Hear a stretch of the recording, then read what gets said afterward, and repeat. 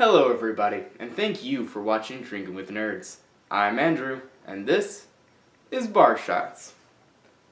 Cheers.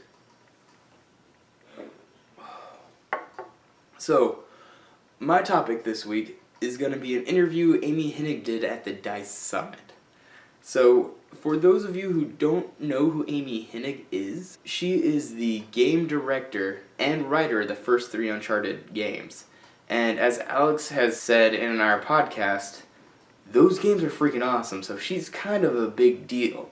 It's not going to be the whole interview, just really one specific part that everybody was reporting on the time, and that is that she does not think that the first Uncharted game would be as easy of a sell now as it was back in the day. And there's a lot of truth to that. Now, a lot of game websites made it sound like she was saying that solo story-driven campaigns were just dead, but that's not what she said at all. If you actually read the article, she said that there were 3 factors that would keep publishers from buying Uncharted today.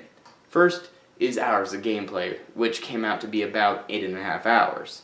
Now, if you look at the Game of the Year nominees for 2018, you had Celeste that came in at the closest at 7.5 hours. Now, this was a indie game. I haven't played it, but I heard it was fantastic. But at the same time, it was an hour short of the original Uncharted's average, but was also made by a smaller company, which didn't have to worry about getting the backing of a big publisher like EA. And then there was Monster Hunter World, which came in at 42 hours. Spider-Man for the PS4, that came in at 16.5. Red Dead, that came in at 45 hours. Red Dead 2. And then God of War, which actually won, that came in about averaging 20 hours. So as you can see, most games doubled the original Uncharted gameplay, if not more. And you can really see this trend in games. A lot of them have open worlds and side quests and all this other stuff that kind of builds on the gameplay. And what Amy Hennig said about this is that she didn't say it was a bad thing in and of itself. She just said that it really sucks for the writer because they can't tell a from point A to point B story because they have to add all this stuff in between. And I can totally see where she's coming with this because, well, don't get me wrong, I love my fair share of side quests. They pull me away from the main narrative. The Bethesda games are prime examples of these. They have a very loose main narrative, and the majority of the gameplay takes place in the side quests. But me, as a player, is just like, hey, there's a town over there. I wonder what's in it. Or, hey, there's this random area over here. I wonder what's in it. And I don't actually play the game at all.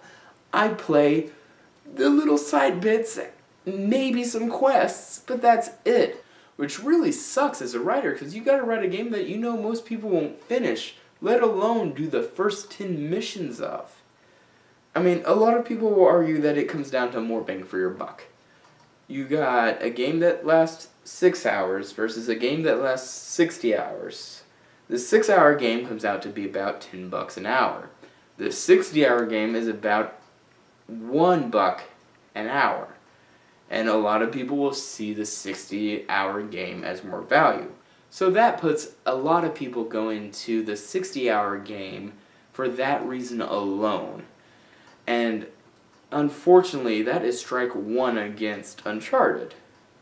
Strike 2 and 3, I'm going to go ahead and put together because I kind of see that, multiple game modes and multiplayer go hand in hand today. And a good example of that is Red Dead Redemption 2.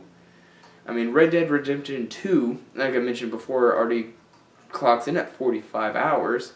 But the multiplayer mode, if it's anything like Grand Theft Auto 5, is highly extensive and never stops growing. So you got people constantly coming back to this.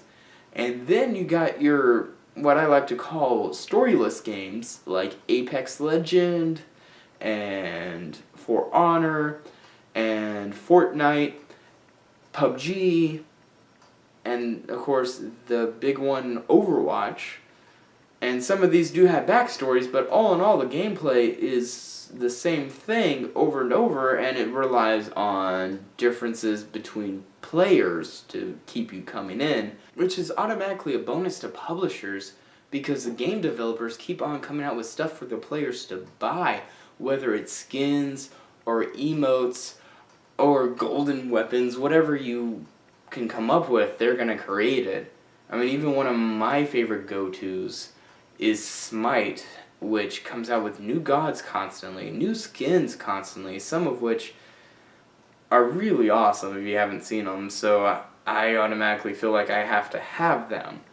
And it's one of those things that, while I do hate it, I also see the point of it because, again, as somebody with not a lot of time, you also have to have games that you can pick up and set down without having to worry about remembering what happened last time you played. So, unfortunately, that is strike 2 and 3 for Uncharted. So it is out in today's standards. I know that was cheesy, but fantasy baseball is coming, so I kinda gotta do the sound effects and the analogy. Now, there is one argument to this, and quite frankly, it is my favorite argument, and that is the interactive narrative. For those of you who do not know what the interactive narrative is, besides something that's really hard to say 5 times fast, I should know because I've done this part about 20 times saying interactive narrative, every single one except this time. It is a game that doesn't rely on gameplay as much as it relies on player choice and player reaction. So the gameplay boils down to just a bunch of quick time events, which basically A, or if you're playing PlayStation, X will pop up on the screen and you have to hit A or X. And then it could also tell you that you gotta sweep your control stick this away, and you gotta sweep it that away without falling, and that determines your success. And that, along with what you choose in the non-action scenes, kind of just drives the whole thing, and it's all about the story and not so much about the gameplay.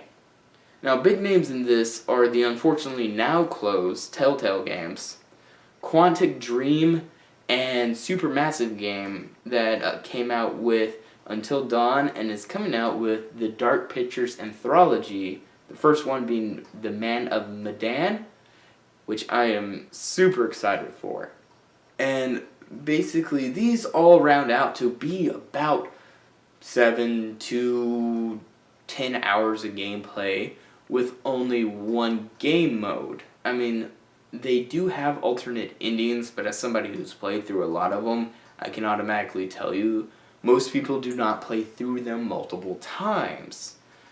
And while I do think Amy Hennig could make a fantastic interactive narrative, that is not what the original Uncharted was. No, it was an action-based game that lasted up to 8.5 hours with no other game modes and no multiplayer. So unfortunately, I would have to agree with Amy Hennig. While Uncharted was a fantastic game, she would have a hard time selling it to any big publisher nowadays. So, I mean, it's one of those things that, while a lot of people thought she was more or less talking shit because they only read the headlines, she was actually talking sense, because when you watch the video, everything she says has a big grain of truth to it. And that's all for me today. I'm Andrew. This has been Bar Shots. And until next time, cheers. Don't know what this was. I don't know. Bye.